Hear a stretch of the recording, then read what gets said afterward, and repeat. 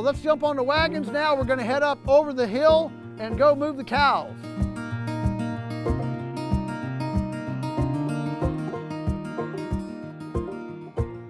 So, in nature, herbivores are pruners so that when this forage reaches nursing home stage, senescence, here comes a giraffe, an alpaca, a bison, a caribou, a wildebeest, a zebra, a reindeer, okay, a groundhog, all right?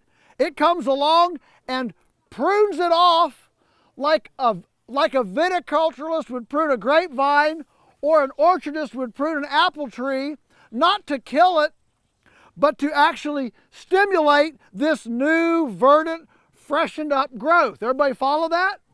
That's the role of the herbivore in nature. Well, how does nature do that? They do it with 3 M's. First of all, they're moving. They don't stay in the same place.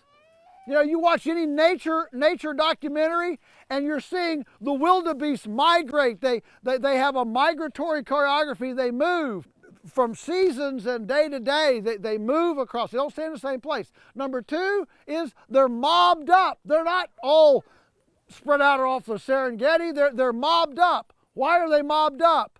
Predator protection, yeah, because the camera goes around in the bushes and there's a lion, a tiger, jaguar, whatever sitting there, okay?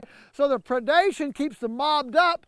That makes them eat way more aggressively faster, so they spend more time ruminating, chewing their cud. The whole science to that whole thing. And then the third thing is they're mowing. They're mowing. They're not eating dead chickens and dead cows and all, corn.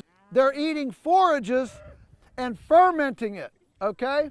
So moving, mobbing, mowing. Got it? Moving, mobbing, mowing.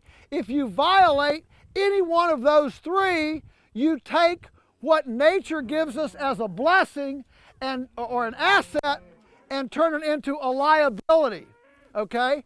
And the fact is that 98% of the domestic herbivores on the planet are violating at least one of those 3 M's, and many of them are violating all 3.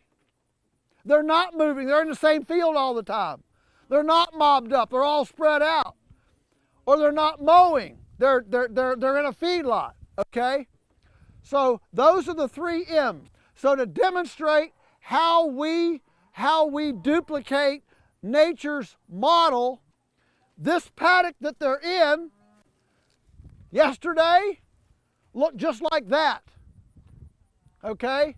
So this is 24 hours.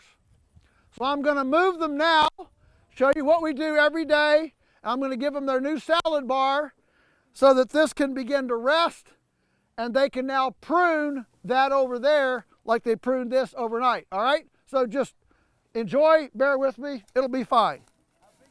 Here we go.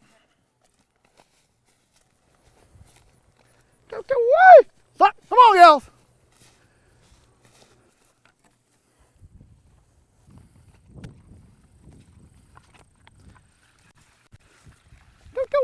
Come on, gals. Come on.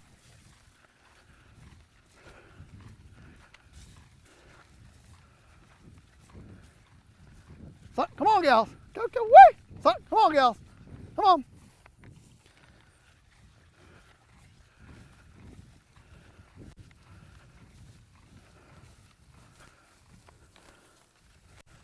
Come on, gals. Come on.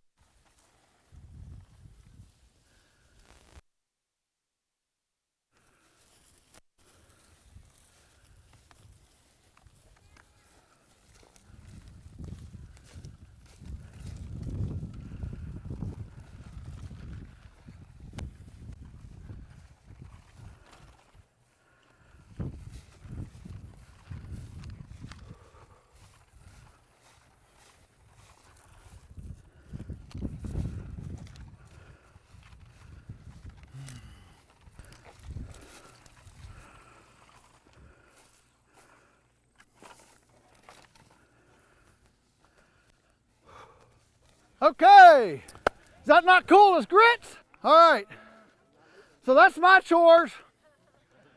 It's hard work, but somebody's got to do it. Did I say something about skill and practical knowledge up there? Yeah. So that looks real easy, but there's a whole lot behind it to make it look that easy, okay? I'm just saying, you know, it's pretty cool. So then they'll have that tomorrow evening they'll go to the next one. So every day they're moving along paddock to paddock. So what does this do? So in Augusta County, the average cow days per acre is 80 cow days per acre. In other words, the average acre will support 80 cows for 1 day a year or 1 cow for 80 days a year. Everybody with me? Okay. We average 400. And we haven't bought a bag of chemical fertilizer or planted a seed in 60 years. Okay? Again, I'm not bragging, I'm just paying homage to this incredible abundant system that's here that we're supposed to leverage. Okay? Well, just imagine, for everybody who thinks the planet's running out of food, we don't have enough food to feed everybody, imagine if the neighbor did this, and that neighbor did it, and all of Swope did it, and then if all of Augusta County did it, and if all of Virginia did it. Folks, we don't have a problem feeding ourselves.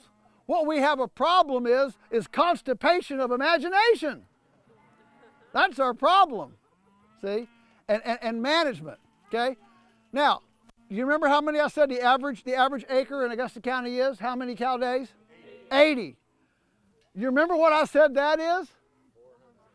No. I said we get 400. What's this one grazing? 100. So they're eating more in this one grazing, and this is the 5th time they've grazed this summer. So they're getting more in this one grazing than the average farm in the county gets in the entire season with continuous, uncontrolled, unmanaged grazing. It works, it's abundant, and because of that abundance, just think how much more solar energy we're metabolizing into carbon, being able to do that, okay? One word about methane. Interestingly, when you have a healthy perennial sward, it produces methanotrophic bacteria in the soil food web. Methanotrophic bacteria. And a healthy perennial grass area will produce enough methanotrophic bacteria to pull down and suck into the ground the methane generated by 1,000 cows per acre. Well, nobody's ever going to put 1,000 cows on an acre. But they don't tell you that in Cowspiracy and What the Health and the UN Long Shadow Report. The problem is that their data points are from a dysfunctional system, and so when they extend out their dysfunctional data points, they lead to all sorts of stupidity or a non-recognition of how nature is so intricate and complex that it balances itself out. Water management. So where's the water coming, that trough up there, where's that water coming from? That water is coming from a mile away from ponds that we've built up in the mountain permaculture style that collect surface runoff in snow melt and big rain events and store it like a savings account. So we have 8 miles of water line around all these fields that gravity feeds. It gravity feeds from the ponds up there, 8 miles, no pumps, no electricity, just gravity, and gives us 70 psi water around the edge of all these fields.